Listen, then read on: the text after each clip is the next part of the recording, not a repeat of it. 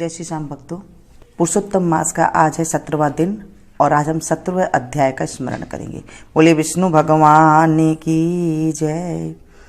शांताकारं भुजगशयनं पद्मनाभं सुरेशं विश्वाधारं गगनसदृशं मेघवर्णं शुभांगं लक्ष्मीकान्तं कमलनयनं योगविद्यारनगम्यं वन्दे विष्णुभवहरं सर्वलोकैकनाथं। मंगलम भगवान विष्णु मंगलम गरुड़ध्वज मंगलम पुंडरीकाक्ष मंगलाय तनोहरि। विष्णु भगवान की जय। नारद जी बोले, हे कृपा सिंधु, फिर ज्ञान प्राप्त कर राजा दृढ़धनवा का क्या हुआ? वह पाप नाशक इतिहास मुझसे कहो। श्री नारायण जी बोले, अपने पूर्व जन्म के चरित्र को सुनकर राजा दृढ़धनवा चकित रह गए और आगे का हाल सुनने की इच्छा जागृत हुई। वाल्मीकि मुनि उसकी जिज्ञासा शांत करते हुए बोले, अपनी ब्राह्मणी के मुख से ऐसे शीतल वाणी सुनकर सुदेव ब्राह्मण ने धैर्य धारण कर हरि में ध्यान लगाया।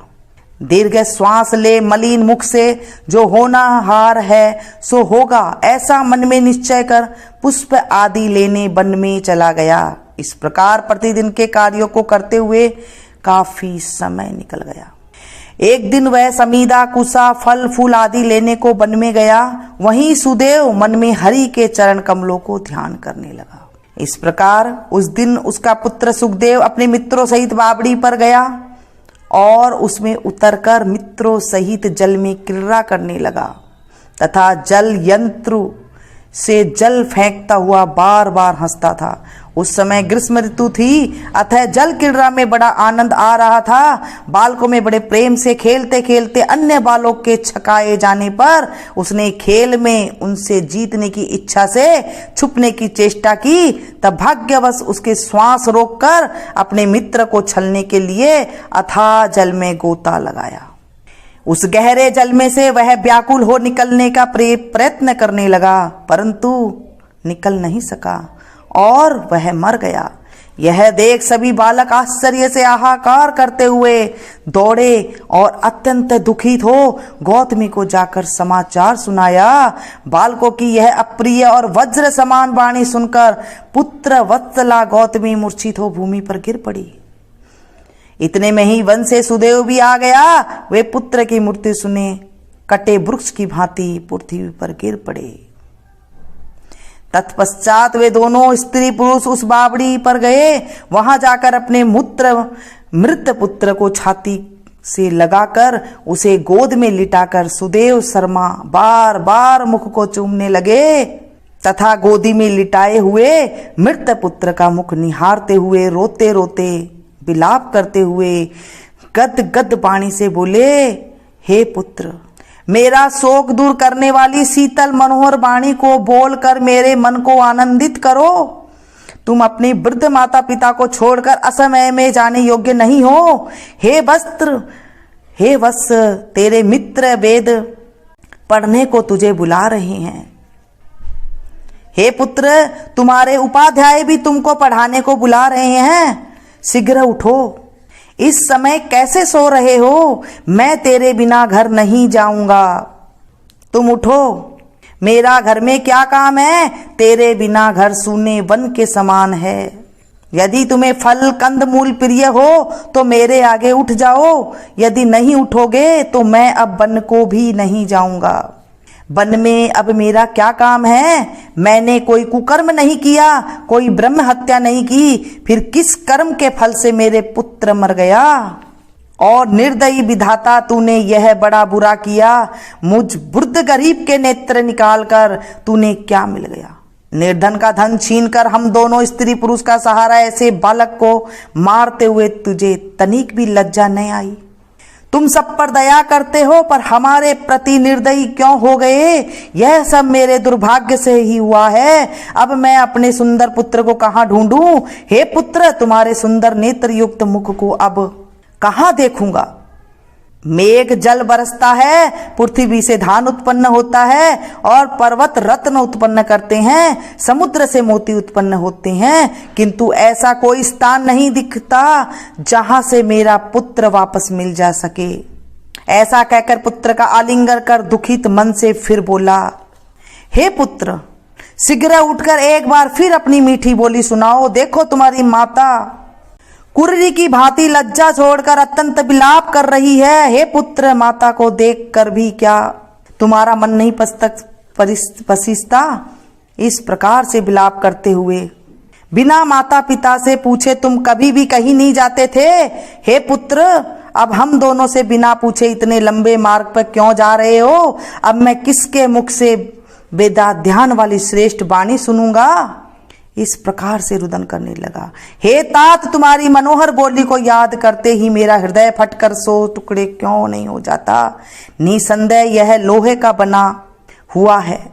राजा दशरथ जी धन्य हैं जिन्होंने राम के वन चले जाने पर पुत्र शोक में अपने प्राण त्याग दिए थे। मुझे धिक्कार है कि मैं पुत्र के मरने पर भी जीवित हूं। हे नाथ, हे गोविंद, हे विष्णु, हे यदुनाथ, हे रुक्मणी के प्राणपति मेरे, हे मूर दैत्य को मारने वाले, हे दीनों पर दया करने वाले, हे दयालु, मेरी पुत्र वियोग की अग्नि के ताप से रक्षा करो। इस प्रकार से रुदन करने लगा। हे देवादिदेव, हे त्रिलोकी के नाथ, हे गोपाल, हे गोपीपति, हे रथांगण पाणे, हे काली दह के दोष को हरने वाले, पुत्र रूपी अग्नि के ताप से जलते हुए मेरी रक्षा करो।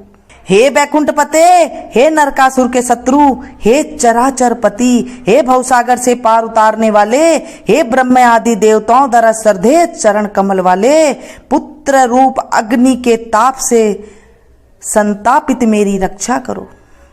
मेरे समान मूर्ख कोई दूसरा नहीं होगा, क्योंकि मैंने श्री कृष्ण भगवान के वचन उल्लंघन कर पुत्र की कामना की। भला नष्ट होने वाले को कौन पा सकता है? इस तरह से वो बार बार रुदन करता रहा। इस तरह से 17 अध्याय हमने आज सुना और इसके बाद हम मधुराष्टकम का पाठ का स्मरण करेंगे। बोलिए विष्णु भगवान की जय। अधरम मधुरम वदनम मधुरम नयनम मधुरम हसितम मधुरम हृदयम मधुरम गमनम मधुरम मधुराधिपतेरखिलं मधुरम वचनं मधुरं चरितं मधुरं वसनं मधुरं वलितं मधुरं चलितं मधुरं भ्रमितं मधुरं मधुराधिपतेरखिलं मधुरं वेणुरमधुरो रेणुरमधुर पाणिरमधुर पादो मधुरो नित्यं मधुरं सख्यं मधुरं मधुराधिपतेरखिलं मधुरम् गीतं मधुरं पीतं मधुरं भक्तं मधुरं सुप्तं मधुरं रूपं मधुरं तिलकं मधुरं मधुराधिपतेरखिलं मधुरम् करणं मधुरं तरणं मधुरं हरणं मधुरं रमणं मधुरं वमितं मधुरं समितं मधुरं मधुराधिपतेरखिलं मधुरम् गुंजा मधुरा माला मधुरा यमुना मधुरा वीची मधुरा सलिलं मधुरं कमलं मधुरं मधुराधिपतेरखिलं मधुरम् गोपी मधुरा लीला मधुरा युक्तं मधुरं मुक्तं मधुरं दिष्टं मधुरं शिष्टं मधुरं मधुराधिपतेरखिलं मधुरम् गोपा मधुरा गाओ मधुरा यष्टिरमधुरा श्रेष्टिरमधुरा दलितं मधुरं फलितं मधुरं मधुराधिपतेरखिलं मधुरम। बोले विष्णु भगवान की जय।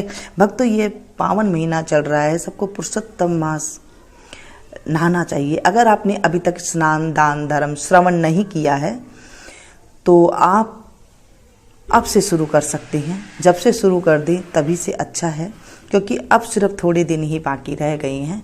हम इसमें जल्दी उठ करके स्नान कर सकते हैं। जो सूर्योदय से पहले स्नान कर रहे हैं वो कुंभ का स्नान कर रहे हैं, इतना इसका फल है। अगर आप कुछ दान पुण्य अगर आप नहीं दे सकते हैं, वैसे मैंने दान पुण्य की पूरी विधि बताई है, कैसे तिथि अनुसार दे सकते हैं। अगर आप नहीं दे सकते हैं तो आपके जो सामर्थ्य हैं आप वो दे सकते हैं। इसमें आप सब्जी भी दे सकते हैं, आप छोटी मोटी सी चीज़ें भी दे सकते हैं। जो भी 33 दानों का इसका नियम है, आप इन्हें देख करके जरूर दान दे। अगर नहीं दे सकते तो आप सिर्फ कथा श्रवण करें। इसमें भागवत कथा का भी है, गीता का भी है, जो भी आप पाठ श्रवण कर सकते हैं करें। नहीं तो आप ये जो अध्याय चालू कर रखा है इनको आप श्रवण करें। और जो पिछली आप जो रह गई है आपकी ये 1 से लेकर के जो आपकी 17 तक रह गई है, 16 अध्याय रह गए हैं, वो आप शुरू से सुन सकते हैं, तो आपको उसका पूरा फल मिलेगा। आप इसे ज़्यादा से ज़्यादा शेयर करें, क्योंकि जैसे मैं आप लोगों को सुना रही हूँ, आप काफ़ी सारे लोग सुन रहे हैं। ऐसे जब आप सबको शेयर करें तो काफ़ी मात्रा में ज़्यादा से ज़्यादा लोगों के पास शेयर करें, ताकि इसे जब आप सुनाएंगे तो आपको घर बैठे ही करोड़ों गुना फल मिलेगा। क्योंकि इसका अधिक मास का फल होता है कि हमें अधिक फल की प्राप्ति होती है। तो आप अधिक फल की प्राप्ति आपको मिलेगी जब आप सभी को श्रवण कराएंगे। इस कथा को कहने वाले को, सुनने वाले को, हुंकारे भरने वाले को, सभी को इसके अंदर फल मिलता है। तो ये थी छोटी सी जानकारी। मिलती हूँ फिर से एक नई जानकारी के साथ, नई अध्याय के साथ। तब तक आप लोग देखते रहिए।